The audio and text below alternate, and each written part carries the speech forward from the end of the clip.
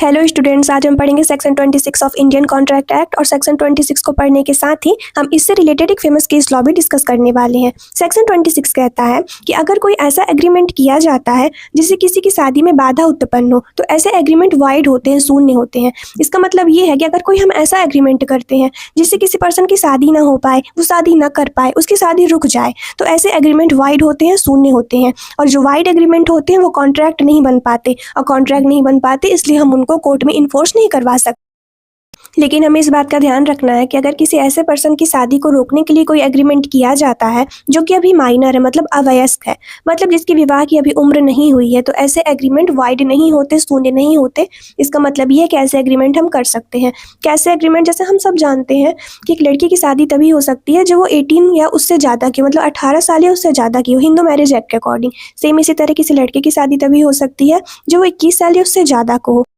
इसका मतलब ये हुआ कि अगर हमें कहीं पता चलता है कि किसी घर में बाल विवाह हो रहा है, या मतलब किसी ऐसे लड़की की शादी हो रही है जो कि अभी 18 साल की नहीं हुई है, उससे कम की है, या किसी ऐसे लड़के की शादी हो रही है जो कि अभी 21 साल का नहीं हुआ, उससे कम का है, तो ऐसे लोगों की शादी को रोकने के लिए हम एग्रीमेंट कर सकते हैं। ये एग्रीमेंट वाइड नहीं होता, वैलिड होता है।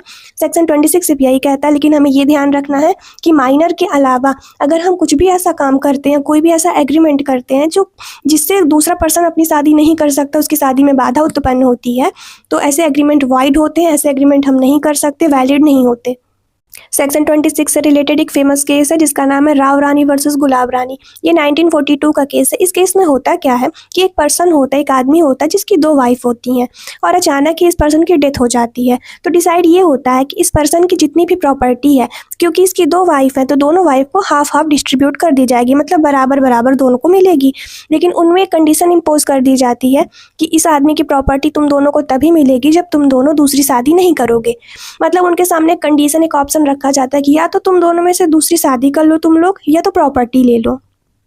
लेकिन इन दोनों वाइफ में से एक वाइफ ऐसी होती है जो दूसरी शादी कर लेती है, तो उसको इसकी प्रॉपर्टी नहीं मिलती। तो ये कोर्ट में केस फाइल करती है कि सेक्शन 26 के अकॉर्डिंग ऐसा एग्रीमेंट तो वाइड होता है जो किसी की शादी को रोके, मतलब किसी को शादी ना करने दे। इसी तरह ये एग्रीमेंट भी वाइड है क्योंकि ये मुझे शादी करने से रोकता है, तो मुझे प्रॉपर्टी मिलनी चाहिए, साथ ही एग्रीमेंट वाइड होना चाहिए।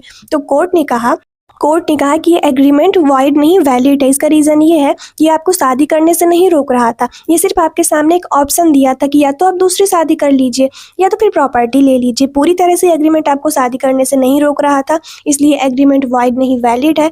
और दूसरा रीज़न ये कि अगर किसी भी एग्रीमेंट का पर्पज़, मतलब किसी भी एग्रीमेंट का उद्देश्य किसी की शादी को रोकना ना हो कि कुछ दूसरा हो, मतलब प्रॉपर्टी से रिलेटेड हो, प्रॉपर्टी के डिस्ट्रीब्यूशन से रिलेटेड हो, तो ऐसे एग्रीमेंट वाइड नहीं होंगे, सेक्शन 26 के अंडर कवर नहीं होने वाले।